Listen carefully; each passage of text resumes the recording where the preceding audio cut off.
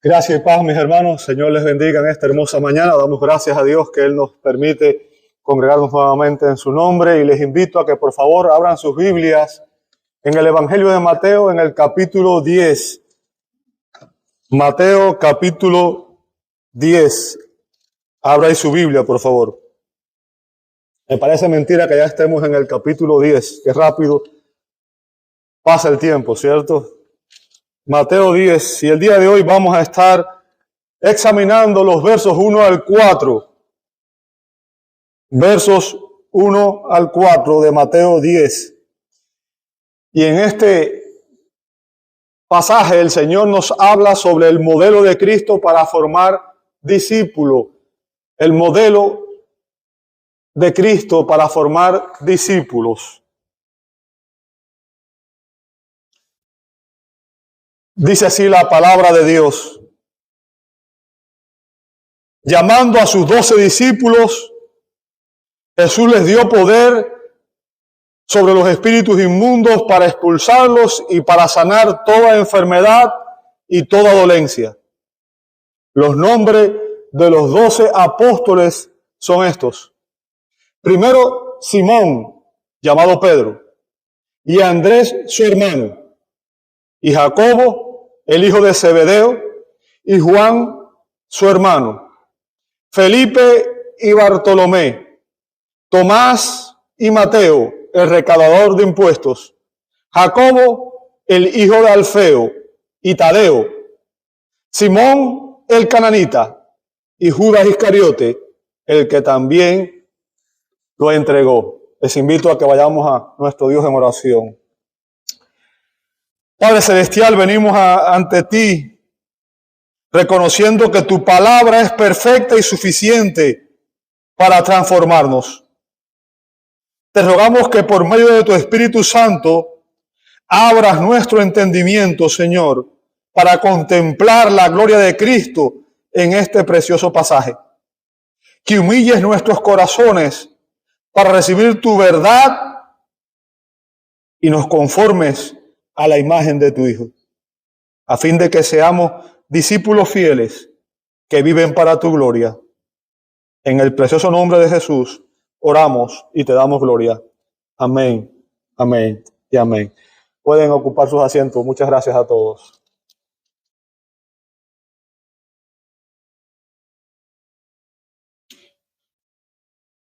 Vivimos en una cultura que está obsesionada por encontrar a personas capacitadas. Las empresas buscan a los empleados que tengan los mejores resumés, el mejor historial. Los equipos deportivos reclutan a los mejores, a los más calificados deportistas.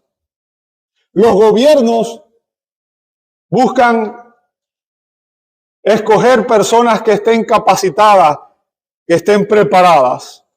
Pero cuando Cristo decidió establecer el cimiento, el fundamento de su iglesia, hizo exactamente lo contrario a lo que hace el mundo.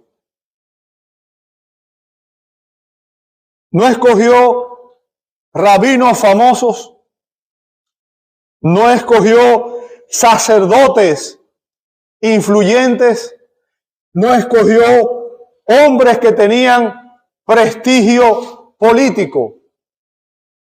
Escogió a varios pescadores.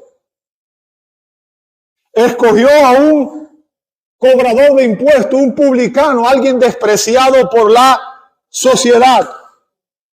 Escogió a un celote, a un cananita, a un revolucionario, un hombre que estaba dispuesto a ir a las armas. Y la pregunta es, ¿por qué escogería el Señor a esta clase de hombres? Pero hay una pregunta todavía que es más importante que esa. ¿Cómo convirtió Cristo a estos hombres tan ordinarios, tan irrelevantes en los instrumentos mediante los cuales Él logró transformar el mundo? En este capítulo, Mateo comienza respondiendo precisamente esa pregunta. Y aquí vamos a aprender 3 elementos del modelo de Cristo para formar discípulos fieles. 3 elementos del modelo de Cristo para formar discípulos fieles. O sea, aquí vamos a ver cómo Jesús formó discípulos fieles. ¿Sabe? Y el pasaje, el mensaje tiene 3 puntos, pero el día de hoy solamente vamos a ver el primero, que es su llamado en la primera parte del verso 1. O sea, no vamos a avanzar mucho. Fíjense que el verso 1 comienza diciendo, llamando a sus 12 discípulos. ¿Ok? Y todo lo que voy a hablar está enfocado en esa expresión. Quiero darle el trasfondo para que usted entienda qué sucede aquí. ¿Ok?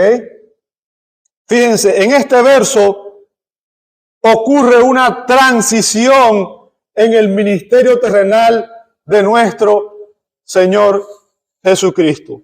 Hasta este momento, los discípulos del Señor lo habían acompañado principalmente como oyentes, aprendiendo de Él.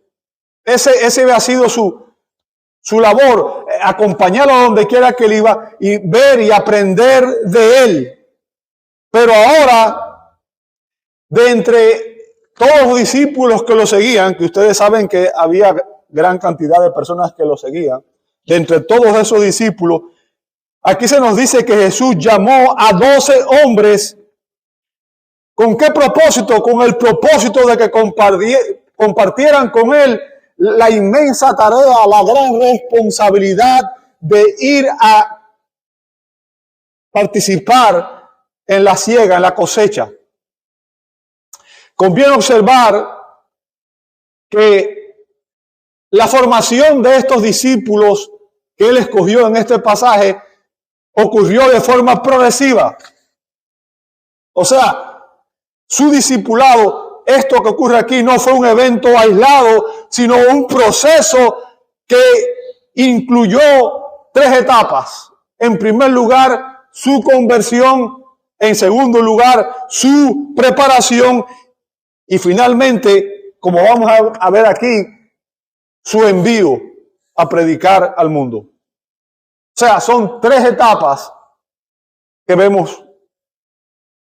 Mateo 10, obviamente, marca precisamente ese momento en que Cristo comienza la transición hacia la tercera etapa. O sea, va a escoger estos hombres para enviarlos a predicar.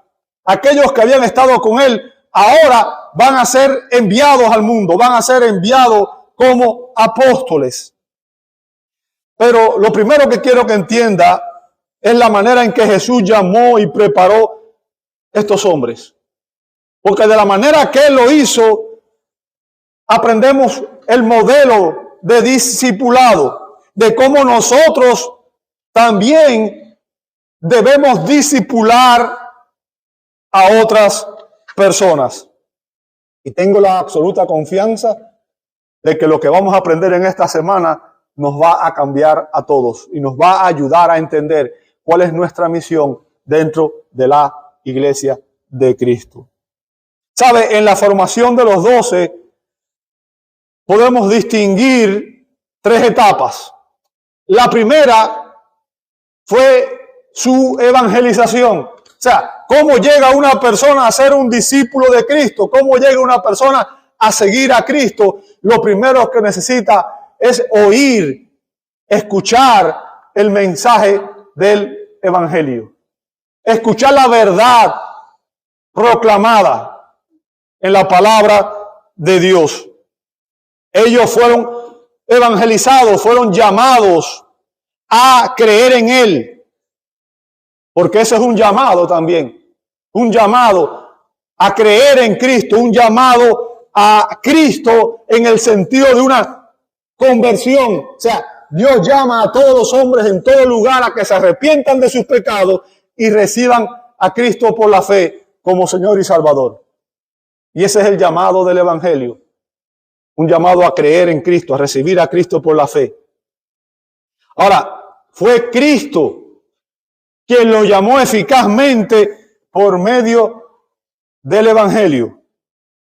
Y fue Cristo quien nos llamó a usted y a mí también por medio del Evangelio para que nosotros nos convirtiéramos en sus discípulos, nos convirtiéramos en sus aprendices. Usted y yo somos discípulos de Cristo. Cristo es el modelo, el ejemplo supremo que usted y yo debemos imitar.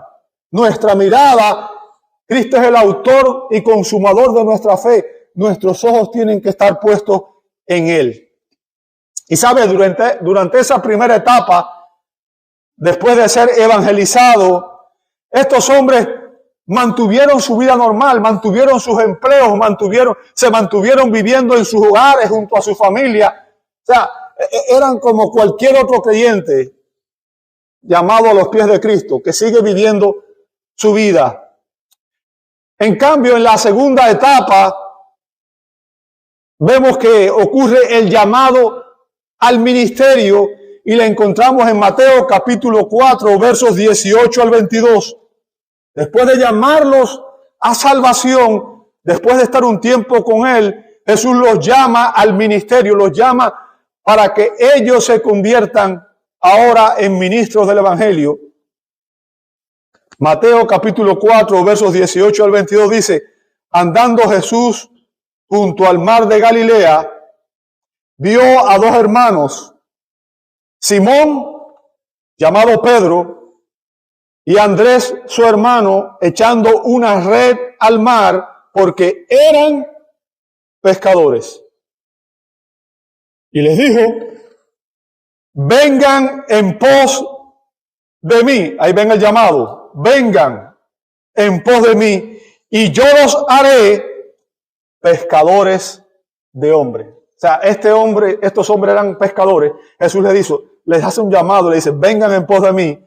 Y ahora, en vez de ser pescadores, van a ser pescadores de hombres. Bien. Entonces ellos, nota a continuación, dejando al instante las redes, ¿qué hicieron? Lo siguieron.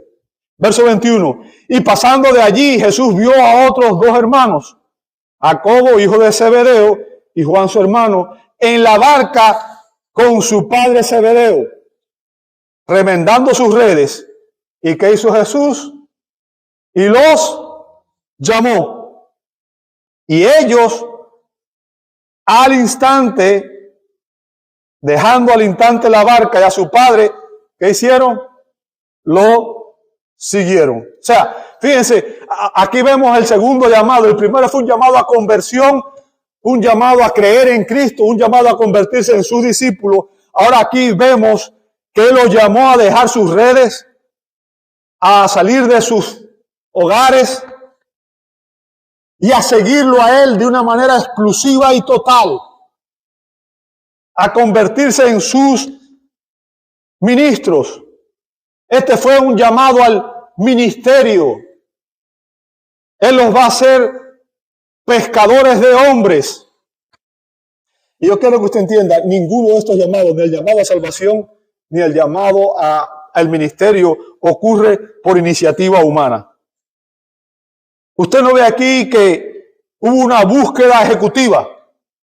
No hizo como hacen las empresas, ¿verdad? Vamos a pedir que vengan, que aplique mucha gente, que traigan su resumen para escoger el mejor. No. Jesús no preguntó: ¿a cuántos de ustedes les gustaría ser apóstoles? A ver, levanten su mano.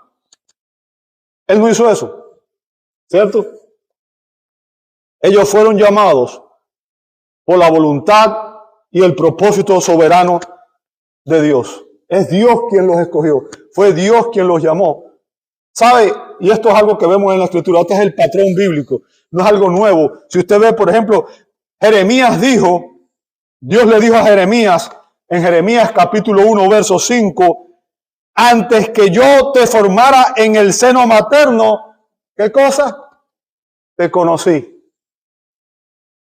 Y antes que nacieras, fíjense, antes de que nacieras, te consagré, te puse por profeta a las naciones. ¿Cuándo fue? Desde antes de la fundación del mundo. ¿Ok? Él no había nacido y ya Dios lo había escogido. Y vemos lo mismo ocurre con el apóstol Pablo en Gálatas 1, 15 al 16. Pablo dice, pero cuando Dios que me apartó, o sea, me santificó, me escogió, ¿desde dónde? Desde el vientre de mi madre. Y me llamó por su gracia. Ahí usted ve, o sea, este llamado ocurrió en el tiempo, pero ellos habían sido escogidos mucho antes de incluso de nacer. Jesús le dijo en una ocasión a sus discípulos en Juan 15, 16, ustedes no me escogieron a mí, sino que yo los escogí a ustedes. O sea, fue Él quien los escogió. Es Él quien nos escoge. Y Él escogió a estos discípulos. Inclusive Él escogió a Judas. A Judas. Y no fue por un error. Y no fue una sorpresa. ¿Ok? Judas fue escogido porque eso formaba parte del plan soberano de Dios. Fue escogido porque mediante Él se cumplirían las Escrituras. La Escritura dice que ninguno se perdió sino el hijo de perdición. Judas nunca fue salvo. Jesús sabía que entre sus filas había un traidor. De hecho, lo anunció antes de que el resto lo supiera y que él hubiera actuado. Ahora, eso no significa que Judas fue coercionado a obrar de esta manera. Judas voluntariamente escogió hacer lo que hizo y fue responsable de sus acciones. Bien, pero Dios de manera soberana escogió a estos hombres. Yo quiero que usted entienda que ese es el patrón de Dios. Él escogió a Israel, su pueblo, y eso lo vemos repetidamente en las Escrituras, ¿verdad? Tú eres mi pueblo escogido, yo te escogí. Es Dios quien lo escogió. Dios escogió a los apóstoles. Dios escoge a su iglesia y Dios escoge a aquellos que Él quiere usar en su obra. Dios escoge a sus siervos de manera soberana. Ellos fueron escogidos. Pero quiero que usted note el patrón, la manera en que Jesús lo hizo. ¿Ok?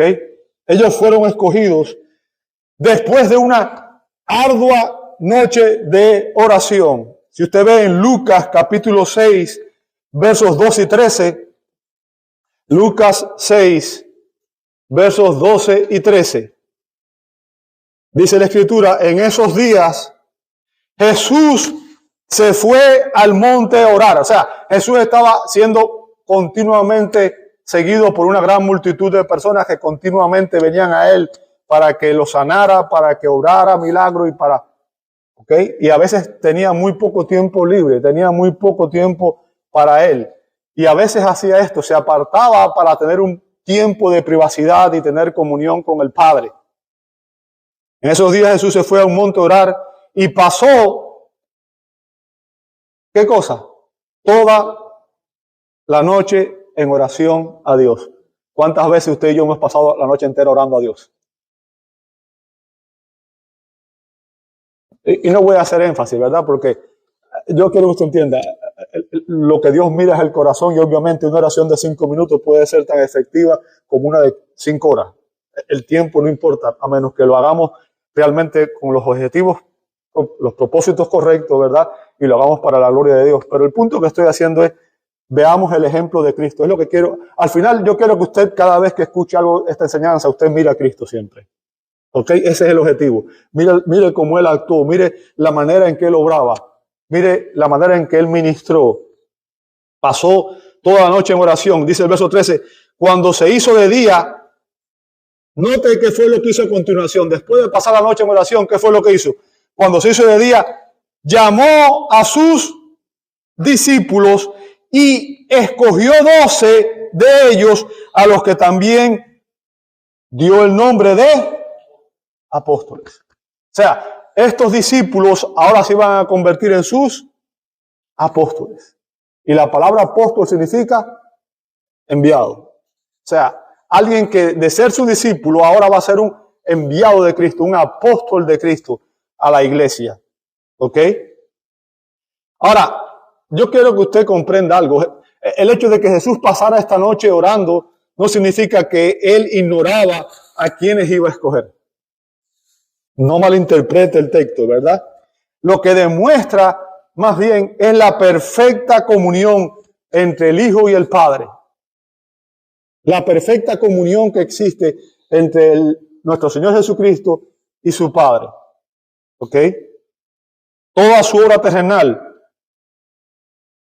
estuvo en perfecta armonía con la voluntad divina. Jesús dijo que Él no había venido a hacer su voluntad, sino la voluntad del Padre. ¿Ok? Y esto revela que cuando nosotros tomamos decisiones relacionadas con la obra de Dios, nunca debemos tomarla con autosuficiencia, nunca debemos tomarla de manera independiente. Siempre debemos primero depender de Dios en oración. Aquí vemos que aún nuestro Señor Jesucristo dependía del Padre, oraba al Padre, tenía comunión con el Padre. ¿Ok? La oración es una parte imprescindible del discipulado cristiano. La oración para el cristiano es como orar para todo ser vivo, respirar para todo ser vivo. Usted no puede vivir sin respirar. Y para un creyente es imposible vivir la vida espiritual sin orar. Los líderes tenemos la obligación, el deber de ejemplificar ante los demás discípulos cuán dependientes somos de Dios para todo lo que hacemos. Debemos ejemplificar que el poder no está en nosotros, sino en Dios.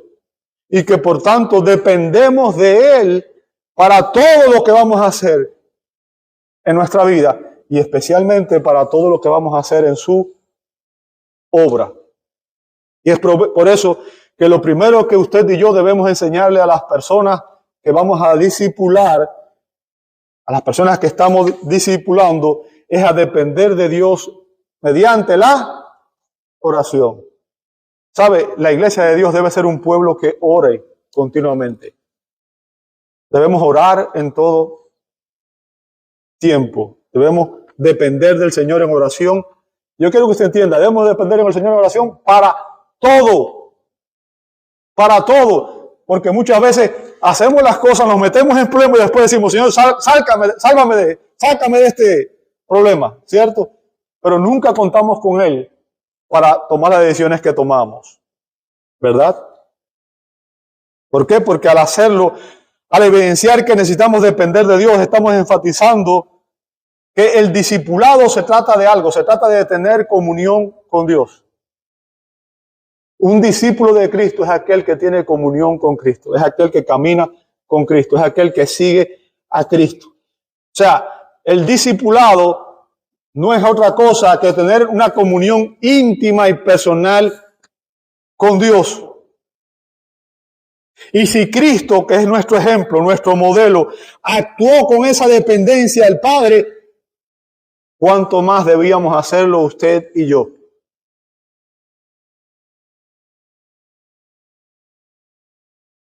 ¿Sabe? Nosotros somos llamados a discipular y debíamos estar dispuestos a discipular a todo aquel que el Señor ponga en nuestro camino. Nosotros no podemos escoger a quienes sí y a quienes no.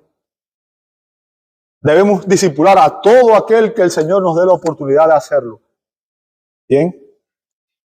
Pero es cierto también que evidentemente habrá personas con las que vamos a invertir mayor cantidad de tiempo. Por ejemplo, Jesús escogió a estos 12 hombres y estos 12 hombres prácticamente pasaron sus 3 años de ministerio junto a Él. Estuvieron junto a Él desde que fue bautizado prácticamente hasta que Él ascendió arriba en gloria. De hecho, esos son los requisitos para ser apóstol. ¿Recuerdan? En Hechos 2, ¿cierto? Entonces, de eso se trata.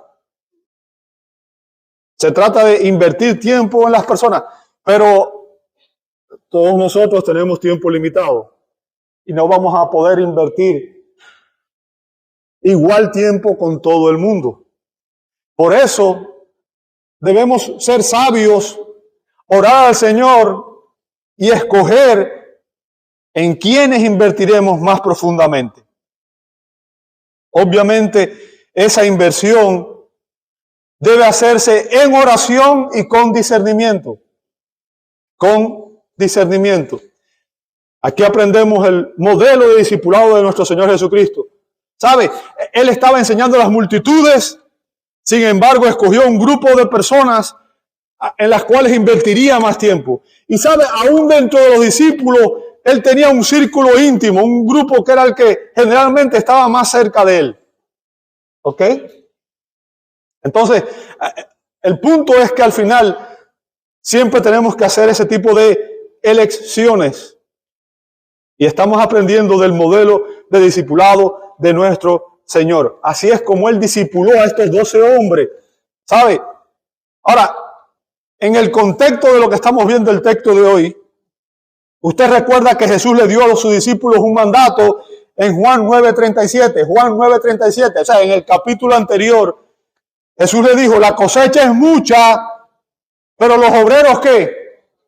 Son pocos. O sea, hay mucha necesidad, hay pocos obreros. Fíjense, Jesús veía a las personas como un campo misionero que debía ser cosechado.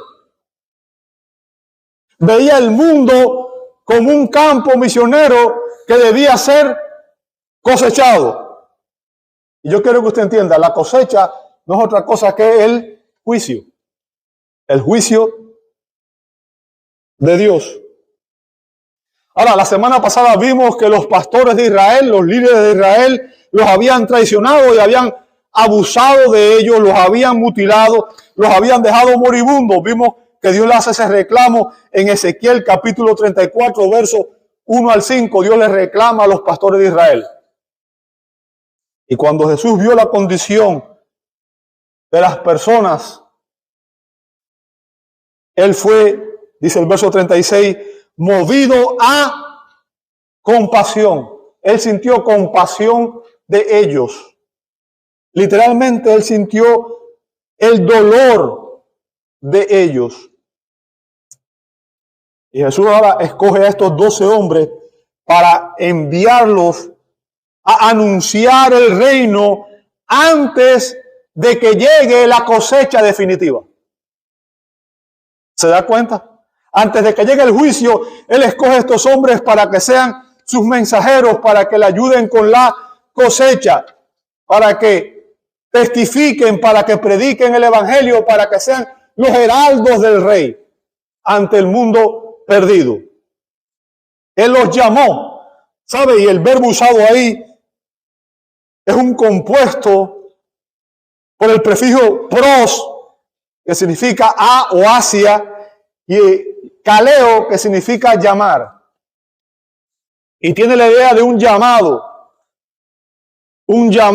cara a cara, de tal manera que esa persona esté delante de la otra y pueda recibir una comisión de parte del otro. O sea, la idea aquí es que estos discípulos fueron llamados ante el Señor para recibir una comisión de su parte.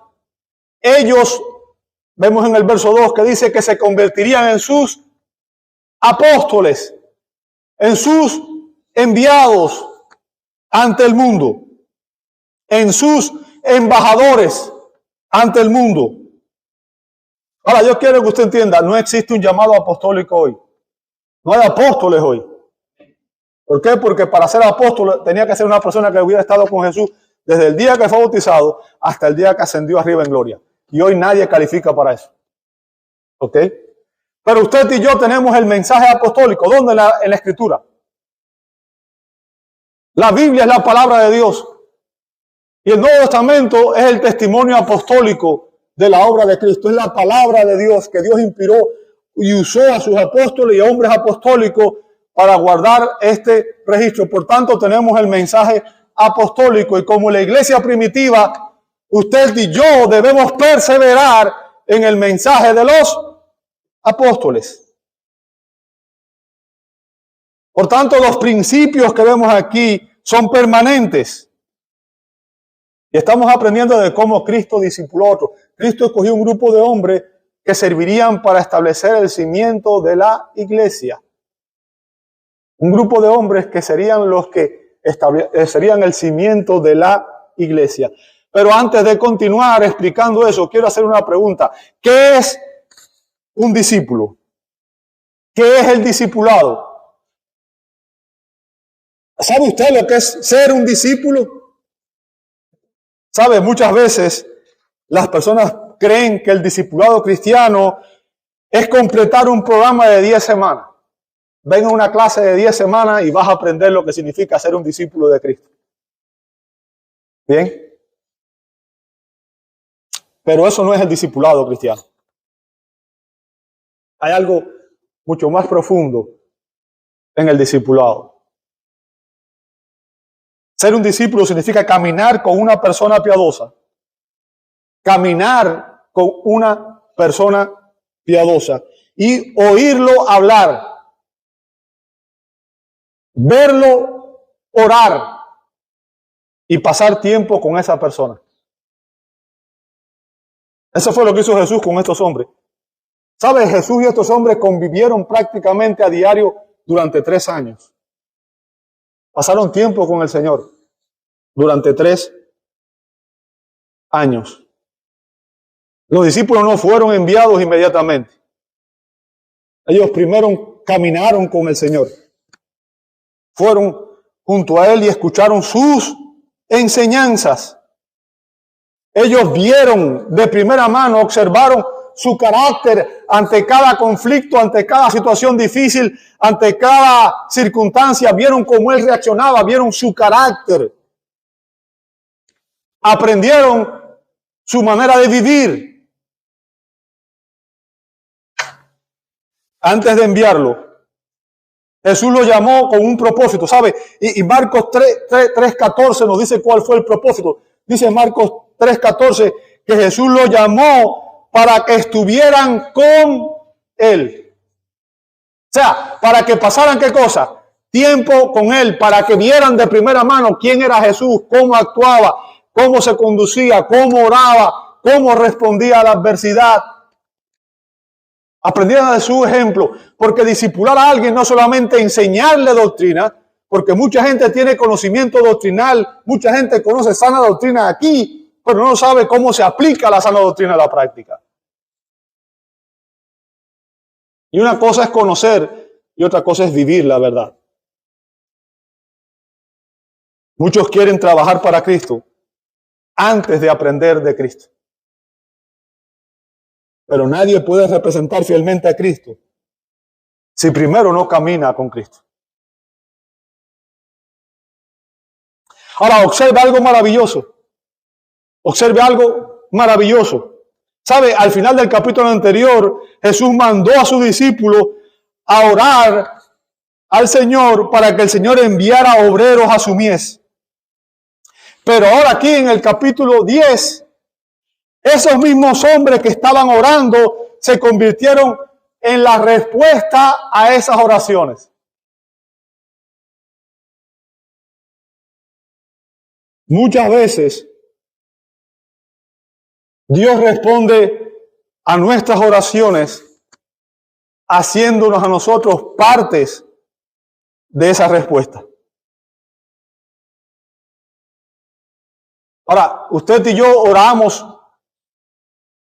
para que Dios envíe obreros. Pero la pregunta entonces sería, ¿oras para que Dios envíe obreros? Déjame preguntarte, ¿estás dispuesto a servir al Señor? ¿Estás dispuesto a ser tú ese obrero? ¿Oras para que haya un crecimiento en la iglesia? Pero la pregunta es, ¿estamos nosotros invirtiendo nuestra vida en otros creyentes? ¿Estamos evangelizando y discipulando a otros creyentes? ¿Oramos por la salvación de los perdidos? Pero la pregunta es, ¿les predicamos el evangelio?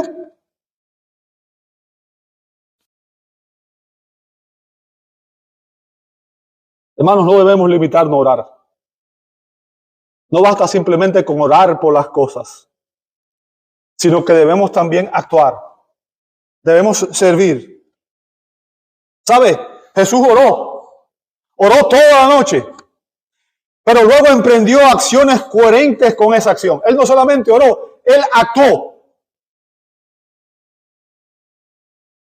Jesús sabía que estos hombres necesitaban ser preparados antes de que pudieran ser enviados al campo misionero. Él sabía cuando los escogió que estos hombres eran espiritualmente inmaduros, estaban llenos de debilidades y de limitaciones. ¿Sabe? Cuando usted lee la historia, cuando usted lee los evangelios, se va a dar cuenta que los apóstoles no eran nada extraordinario. Sin embargo, eso nos demuestra algo, que precisamente ese es el tipo de persona que Dios suele usar para manifestar su poder y su gracia. ¿Sabe? Pablo dijo en 1 Corintios 1, 27, 29, que a los necios, a los vil y a los menospreciados del mundo, Dios escogió para avergonzar a los sabios, a los fuertes y a los que piensa que es. ¿Se da cuenta? Dios no escogió a los mejores. Dios escogió a aquellos que Él iba a usar e iban a darle gloria. Y sabe, y es bueno que usted y yo, al leer la Escritura, veamos las debilidades y los defectos de estos hombres. ¿Por qué? Porque eso me da esperanza a mí, que con todas mis debilidades y con todos mis defectos, Dios también puede usarme para su gloria.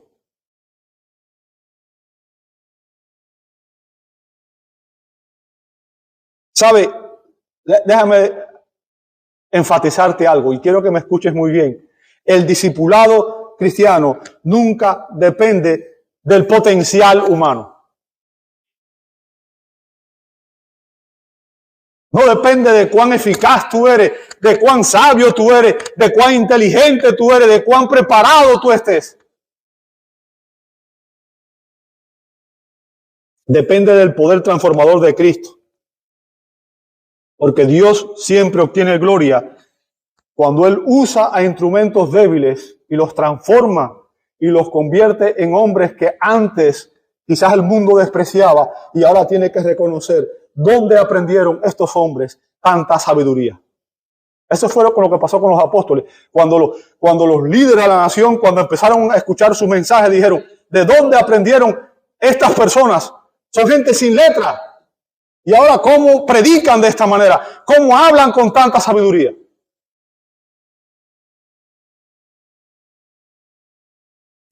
A lo largo de la Escritura vemos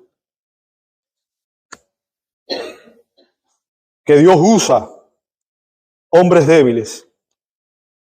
Dios los llama, Dios los prepara para usarlos en su obra, en su ministerio. Y déjeme decirle, la forma y el tiempo de preparación varía, pero el principio es el mismo y permanece. Todos necesitamos ser preparados por Cristo para poder ser enviados por Cristo. Ahora, yo no sé usted, pero yo no puedo imaginar una emoción más grande que haber estado a los pies del Señor, haber podido escuchar sus sermones, haber visto las obras que el Señor hizo. ¿Se imagina? El Señor escogió a estos 12 hombres que eran hombres comunes, hombres nada relevantes, hombres insignificantes según el mundo, llenos de debilidades, y los transformó en hombres que sirvieron para establecer el cimiento, el fundamento de su iglesia. ¿Sabe? El doctor John MacArthur explica que en su preparación el Señor tuvo que enfrentar 5 actitudes básicas en estos discípulos. Y voy a compartirle esta verdad porque me parece que es importante, porque estas son nuestras mismas ineptitudes y son las mismas ineptitudes que tienen las personas que usted y yo vayamos a discipular. ¿Cuáles son esas ineptitudes? En primer lugar, su falta de entendimiento espiritual. Su falta de entendimiento espiritual. ¿Sabe? Jesús les estaba enseñando, estaba predicando y ellos no entendían. Jesús predicó la parábola del sembrador y ellos no entendieron. Tuvieron que decirle, Señor, explícanos. Jesús le dice, ¿ustedes también carecen de entendimiento? Jesús le anuncia que él iría a Jerusalén y que iba a morir.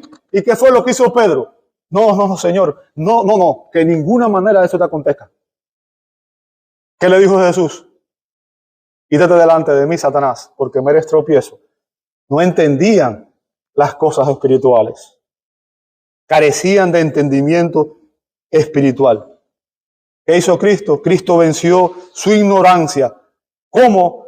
Enseñándoles con paciencia la verdad. Enseñándoles con paciencia la verdad. De la misma manera, el discipulado cristiano sigue transformando vidas mediante la exposición fiel de la palabra de Dios. ¿Sabe? Es la palabra de Dios la que nos transforma, nos da vida espiritual. Mediante ella, mediante el Evangelio, mediante la palabra de Dios recibimos vida espiritual y ella es la que nos santifica y nos moldea a la imagen de Cristo. La palabra de Dios es el fundamento sobre el cual debe estar establecida nuestras vidas espirituales. Ahora, no solamente tenían falta de entendimiento, sino también tenían falta de humildad. Falta de humildad. ¿Sabe? Una de las discusiones más frecuentes entre los discípulos, ¿sabe cuál era? ¿Quién va a ser el mayor en el reino? Yo quiero estar a tu derecha, Señor. ¿Cierto? Quiero ser el bárbaro. ¿Y sabe cómo fue que Cristo corrigió esto? Dándoles un ejemplo de vida. Mediante su propio ejemplo de humildad. No lo hizo solamente con palabras, sino con sus acciones. Él no solamente dijo que él había venido no para ser servido, sino para servir, sino que a lo largo de todo su ministerio usted ve a Cristo sirviendo continuamente hasta el agotamiento. Pero no solamente eso, él, cuando los discípulos no quisieron, él se puso una toalla y fue y le lavó los pies a los discípulos. ¿Sabe? Eso lo hacía el esclavo más humilde. El esclavo más humilde. ¿Se imagina? Él les dijo, después de esa lección, ustedes me llaman su Señor y su Maestro, y lo soy. Ejemplo he dado para que como yo he hecho, ustedes también hagan. ¿Eres humilde? ¿Estás dispuesto a servirle a tus hermanos?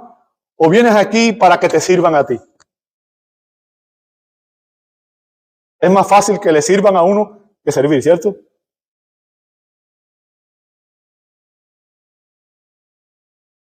La humildad se cultiva contemplando e imitando el ejemplo inigualable de nuestro Señor Jesucristo.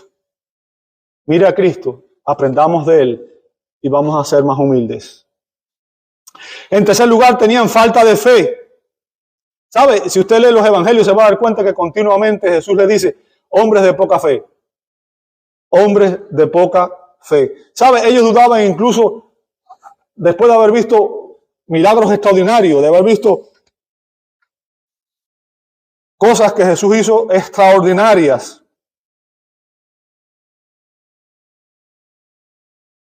Pero el Señor los fortaleció dándole evidencias irrefutables. Y obviamente lo que trajo la transformación radical en estos hombres fue ver su resurrección. Cuando ellos vieron al Cristo resucitado, eso cambió sus vidas. Y aquellos hombres cobardes que poco antes lo habían abandonado y habían huido, habían escapado por su vida, se convirtieron en testigos de la resurrección de Cristo por todo el mundo. Y déjeme decirle, llegaron a tal punto que, exceptuando Juan, todos los demás fueron martirizados por causa del evangelio. Su fe fue transformada. ¿Ok? En cuarto lugar, ellos tenían falta de compromiso. Ellos prometieron incluso permanecer fieles. ¿Recuerda Pedro lo que dijo? Pedro dijo, Señor, aunque todos te abandonen, yo nunca te voy a abandonar. ¿Cierto? Jesús le advirtió y le dijo, ¿sabes qué? Hoy no va a cantar el gallo sin que tú hayas negado 3 veces.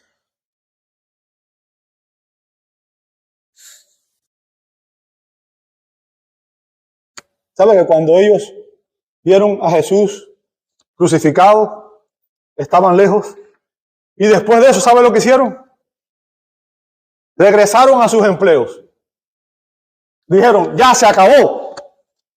Todo se acabó aquí.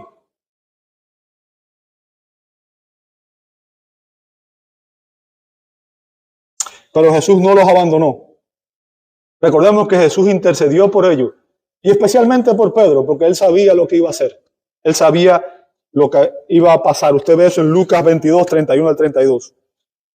Ahora, el punto que quiero que entienda, amado hermano, es que la perseverancia en el discipulado no depende de su fuerza personal, de sus méritos personales. Depende de la gracia de Dios. Y de que usted realmente dependa en oración del Señor. La falta de compromiso se enfrenta con la oración perseverante. Servir a Cristo es un privilegio y todos somos llamados a servir. Todos somos llamados a servir en la iglesia del Señor. Y en quinto y último lugar, falta de poder espiritual. ¿Sabe? Aquellos discípulos eran incapaces de cumplir la misión que Cristo le encomendó en sus propias fuerzas. Jesús les enseñó que el verdadero poder espiritual proviene de la dependencia en Dios. Y sabe, les prometió y les dio el Espíritu Santo. Ustedes saben, Hechos capítulo 1, verso 8 dice que recibiréis poder cuando haya venido sobre vosotros el Espíritu Santo y me serán testigos en Judea, en Jerusalén, en Samaria, hasta lo último, en Jerusalén, Judea, Samaria, hasta lo último de la tierra. O sea, fue el Espíritu Santo quien los capacitó para el ministerio. Por tanto, es el Espíritu Santo que mora en nosotros el que nos capacita para el ministerio. Bien, sin la obra del Espíritu Santo no existe poder espiritual. O sea, nuestra debilidad espiritual se suple mediante la obra del Espíritu Santo. Y lo que quiero que usted entienda, hermano, es que el modelo que Jesús utilizó para discipular a estos hombres sigue siendo el mismo modelo que debemos emplear usted y yo. Sigue siendo el mismo modelo que la iglesia debe usar para el discipulado hoy. Estos hombres que iniciaron como creyentes débiles e imperfectos, después de estar con Cristo por un tiempo, fueron transformados radicalmente. Y ese sigue siendo el propósito del discipulado hoy.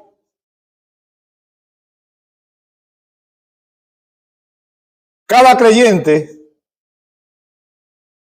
debe ser capacitado, debe ser formado para que llegue a parecerse cada vez más a Cristo. Nuestro rol, nuestra meta de todos nosotros, especialmente de los líderes, debe ser: sean imitadores de mí, así como yo lo soy de Cristo. Pero ¿sabe qué? Eso no debe ser exclusivamente de los líderes, debe ser la meta ¿de quién? De todos nosotros. Que cuando el mundo nos mire, vea a Cristo en nosotros.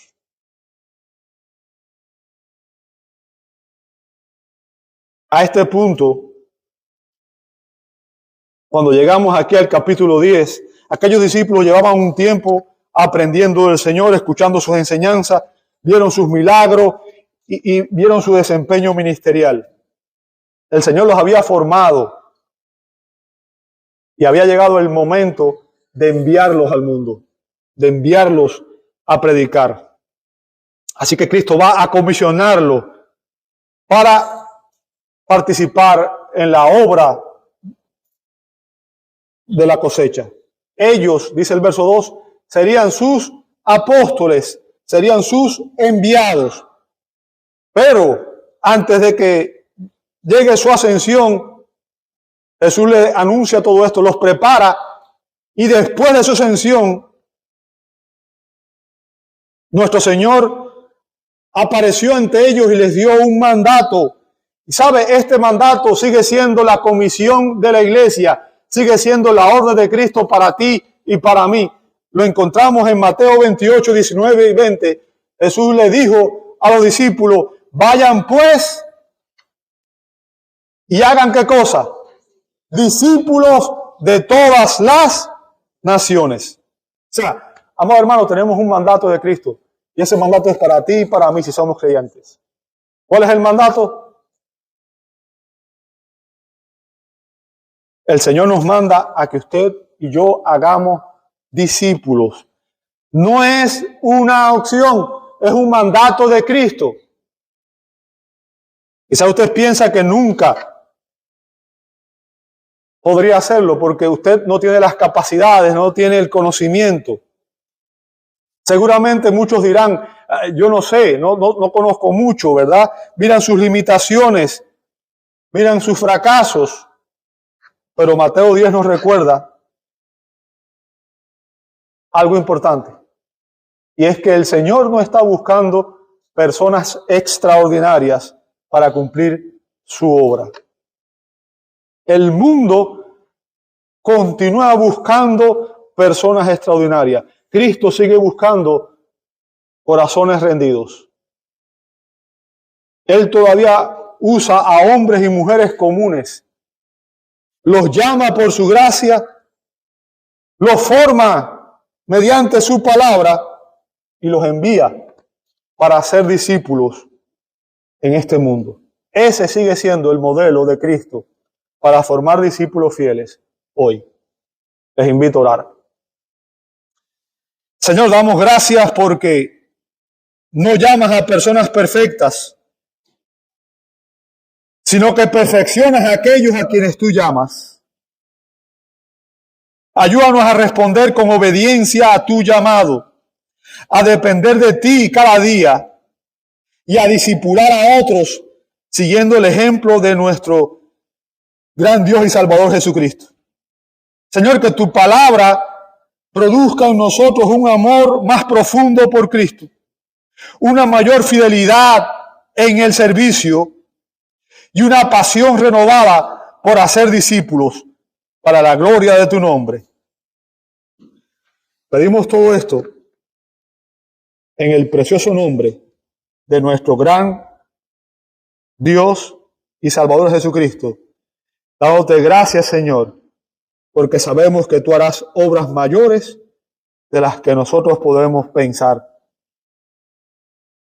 En su nombre oramos. Amén, amén, amén.